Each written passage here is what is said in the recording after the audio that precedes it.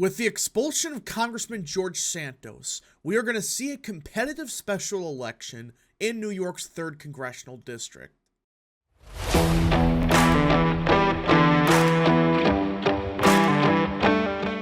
What is up, people of the internet? It is me, Real American, back in with a new video today. It is time that we talk about the chaos that is unfolding in New York's 3rd Congressional District. Now, as many of you probably know, George Santos, the most fascinating, chaotic, bizarre, whatever congressman, he just got expelled. And there's been much discussion about what happens next. Obviously, there's going to be a special election sometime in February or January of next year. But this is a very interesting scenario where you can't just automatically assume Democrats are going to win this special election because, they've won every special election so far. Because you look at where this election is taking place in, it's the part of the country where actually Republicans have vastly overperformed their expectations in most races. It's in Long Island, New York City, but mostly in the Long Island region. Now, before we continue with today's video, I hope you enjoy these type of videos. If you do, smash the like button down below, subscribe, share with your friends, hit that little bell, follow the social media accounts in the description down below, and of course, join the channel today. Guys, just for $1 a month, you could join Real American. This is the best way to support the daily content that we all know and love.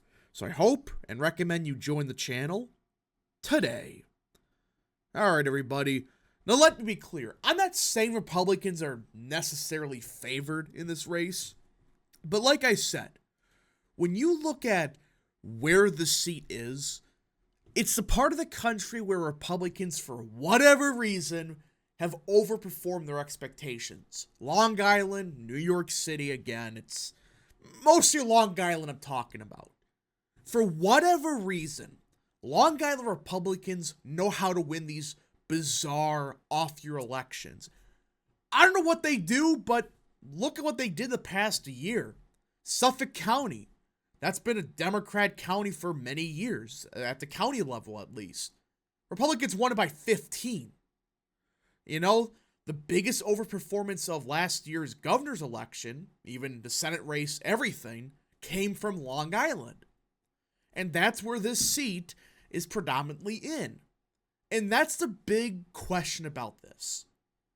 Can Republicans finally snap their long losing streak with special elections, considering the fact that this is a region where they tend to do better in? So let's get into it. Let's get into today's article, which is from NBC News. GOP Congressman George Santos' expulsion from the House is set to kick off a competitive New York special election in territory where Democrats won comfortably in 2020, but Republicans have made a series of recent gains. And the battle to replace Santos could shape up as a test for both party strategies ahead of 2024. Democratic and Republican campaign strategists are expecting a hard-fought and expensive race for New York's 3rd, which I agree with. Listen, I understand this is a seat that Biden won by 12 points or whatever, but there's two things about New York's 3rd, and even just Long Island as a whole. One thing's for certain. It's definitely a bit more Republican down ballot. It just is. And number two, this is a part of the country, like I said, Republicans, for whatever reason, find ways to win, or come very close to. I mean, look what happened in 2022. I mean, some of the parts of Long Island swung like 30, 40 points. It was insane what happened. Santos is one of the 18 Republicans representing a district Biden won in 2020, and Democrats are hoping to flip multiple House seats in New York next year as they try to take control of the chamber. But while Biden carried the district by 8 percentage points, so it was about 8 points, per calculations from Daily Cost Elections, Democrats cautioned that the race would be competitive, noting Republican victories on Long Island in the midterms and in local elections earlier this month. Santos, for example, won the district in 2022 by an 8-point margin. And this is something I think a lot of people, they're not talking enough about. Republicans didn't just win these seats by 1 or 2. Yeah, there was a couple they did. They won them by 8, 9, 10 points. I mean, 15, 20 in some places. That's why I'm saying, hey, wait a minute. To start this race off as, like, likely Democrat, Democrats, I think, are favored. But you look at, even Santos won this seat by an 8. I mean, the fact that he won it in the first place is a miracle in hindsight, but he won it by that large of a margin? Long Island is notorious for swing voters, said former Democrat Representative Steve Israel, who represented a previous version of the 3rd District. Israel, who previously chaired the Democrat Congressional Campaign Committee, later added, "You can't just look at the numbers and say it's a decent Democratic district. It's becoming a very fluid district where people are voting against their own party registration." Yeah, we're seeing this across the entire state. Democrats in New York are fed up with their party. A lot of them are. They're just saying, this is not the Democrat Party I grew up with. They don't give a rat's ass about law and order. They don't give a rat's ass about property values. They don't care about any of that stuff. They don't care about the insane cost of living. Nothing. Screw them. I'm going to vote Republican. May disagree with them, but they're doing a better job, or supposedly, at trying to represent me. So, that's what I'm saying. There are a lot of people that I even know in New York that they're lifelong Democrats. And they're saying, enough is enough with this. I don't care if I'm a Democrat or not. The Republican Party hasn't completely destroyed New York like the Democrats did. I mean, remember, in just a couple of years of de Blasio running New York City to the ground, I mean, that was his doing. That was the Democrats' doing. Not Republicans, not the GQP. And people see that.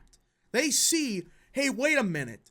Why are we trusting the party that completely destroyed the work of Rudy Giuliani in the 90s?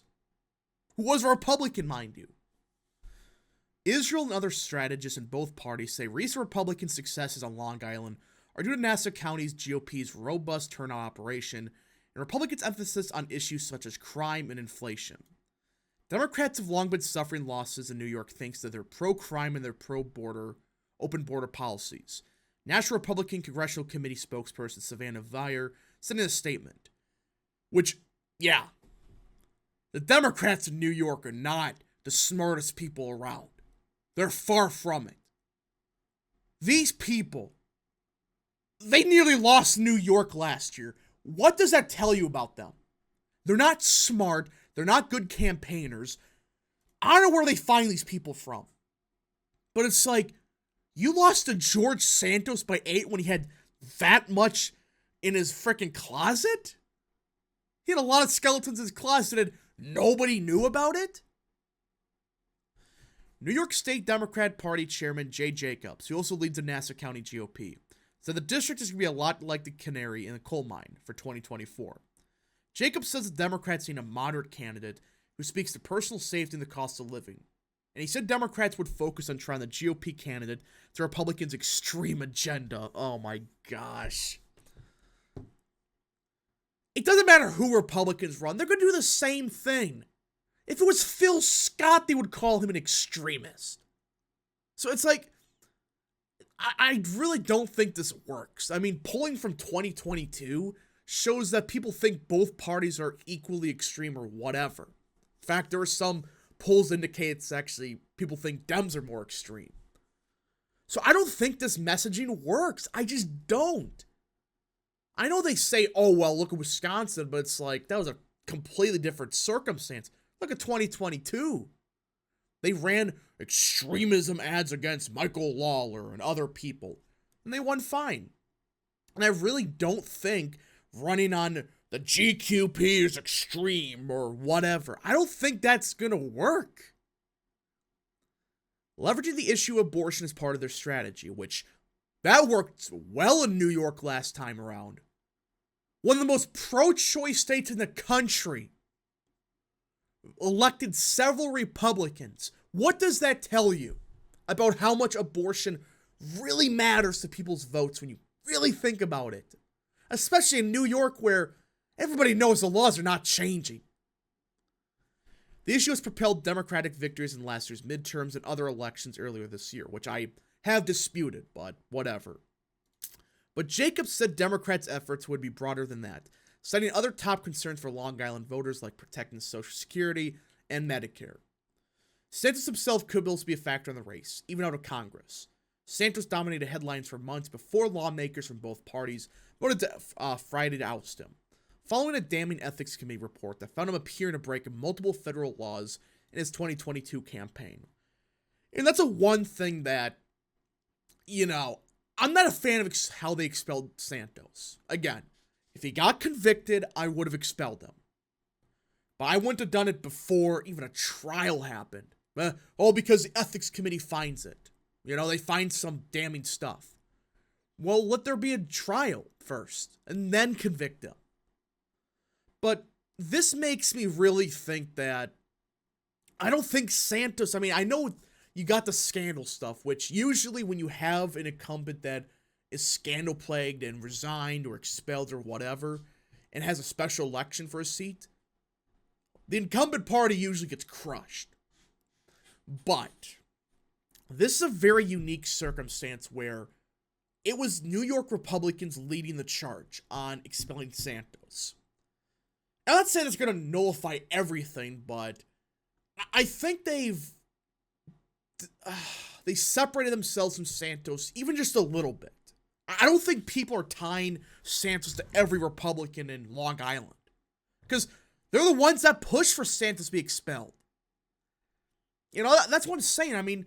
You just start looking at it, and I don't think this is an automatic Democrat victory. Again, I think Dems are favored here, but this is the New York Democrats we're talking about against the New York Republicans in Long Island. I would not say this is automatically a safe Democrat seat. It could, I'm not denying that, but right now, I just think with the circumstances at play, it's going to be close as of now. We just got to see how the campaigns go. But if New York Democrats lose this seat, if we win this somehow, I am going to laugh hysterically, because a good chance of whoever wins this seat has a good chance of winning in November, barring significant changes to districts.